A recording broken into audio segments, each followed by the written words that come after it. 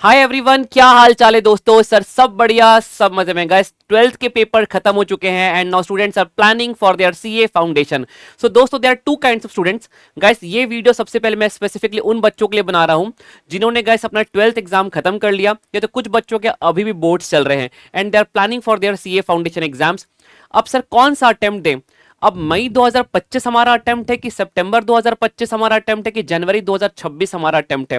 Now guys there are two kinds of students. So guys हम दोनों बच्चों के लिए बात करेंगे and what should be the right strategy, how to take the right decision, हम पूरा डिटेल में बात करेंगे। सो गाइस प्लीज इस वीडियो को फटाफट पूरा एंड तक देखना दोस्तों, ठीक है। सारे फ्रेंड्स को शेयर कर देना, लाइक कर देना and if you have any other question guys तो जरूर कमेंट कर देना, I will reply each one of you. सुनिएगा दोस्तों, there are many students guys जिन्होंने अपने ऑलरेडी सीए फाउंडेशन की जर्नी को 12th के साथ साथ शुरू कर लिया था साल भर पहले।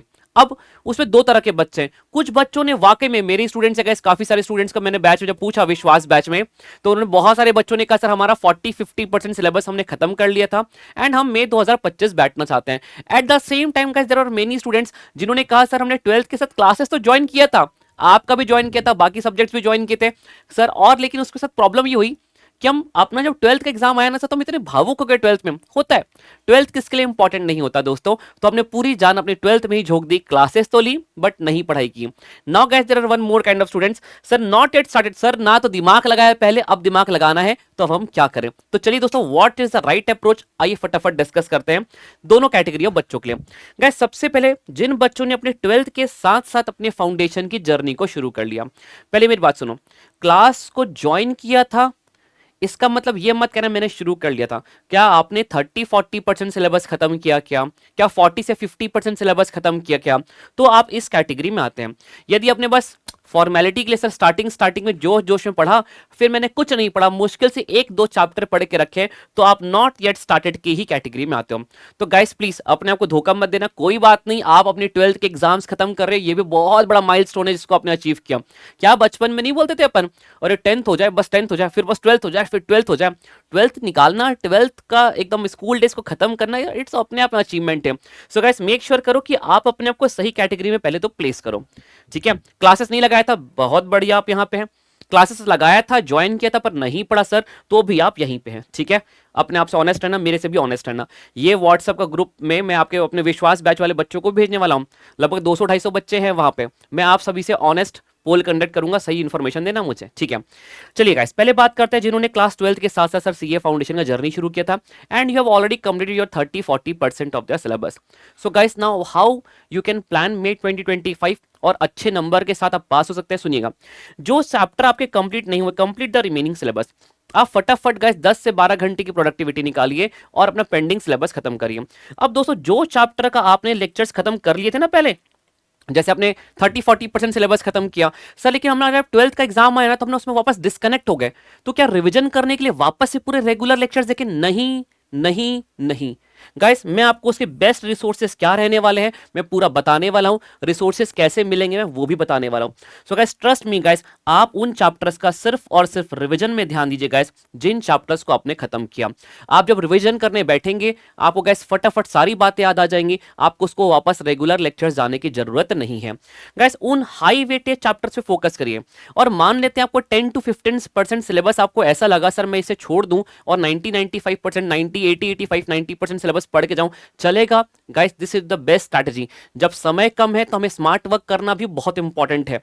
तो भावुक होकर मैं सब पढ़ूंगा ना सोच के, आप 85% 90% सिलेबस भी खत्म करते हो और 10% सिलेबस मैं नहीं करूंगा यार, तो चलेगा। हाँ, यदि यही आप सितंबर अटेम्प्ट जा रहे हो तो मैं बोलूंगा 1% सिलेबस मत छोड़ो, बट गाइस अभी वक्त है स्मार्ट स्टडी का। यदि आपको लगता है derivation, integration, limits, continuity side करना है सर, कर दो साइड, यूट्यूब में रिवीजन से कर लेना, जितना होगा, पेपर इजी आ रहा है आपको, बन जाएगा। So guys are you getting a point? आपको क्या करना है, रिमेनिंग सिलेबस खत्म करना है, पर जिसका वेटेज कम है और टाइम ज्यादा लेगा उससे मत फोकस करो। गाइस उन चैप्टर्स को रिवीजन वीडियो से करो जो आपने ऑलरेडी पहले कवर कर लिया।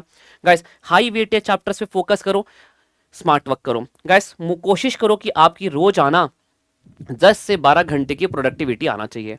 मतलब 10 से 12 घंटे सिस्टम के सामने नहीं बैठना है, 10 से 12 घंटे की आपकी प्रोडक्टिविटी आना चाहिए कि आज मैंने रात को पढ़ा, मैं 12 घंटे की प्रोडक्टिविटी के साथ पढ़ा हूं मैं आज, है ना।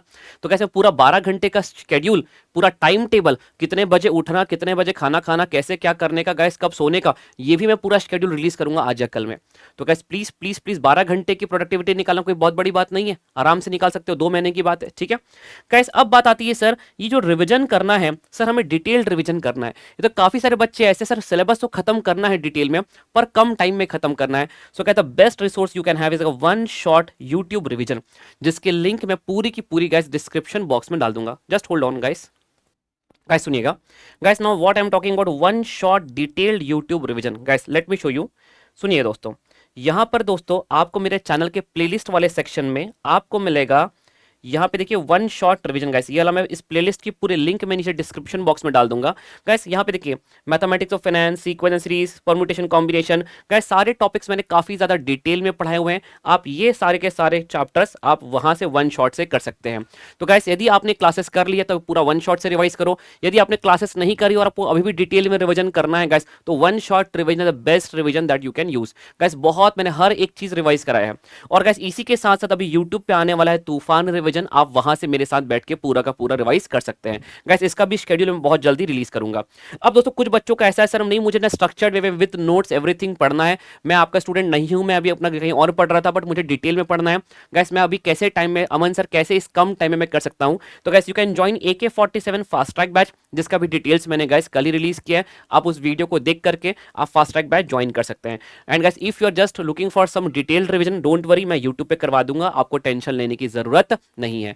सो गाइस आई होप आपको ये समझ में आ गया होगा कि 12th के साथ साथ यदि अभी आप कर रहे हैं तो आपको सिलेबस खत्म करना है। समराइज कर रहा हूं, एक बार रिवाइज कर रहा हूं। सर टीचर हूं ना, बार बार रिवाइजर आ जाता है बीच में।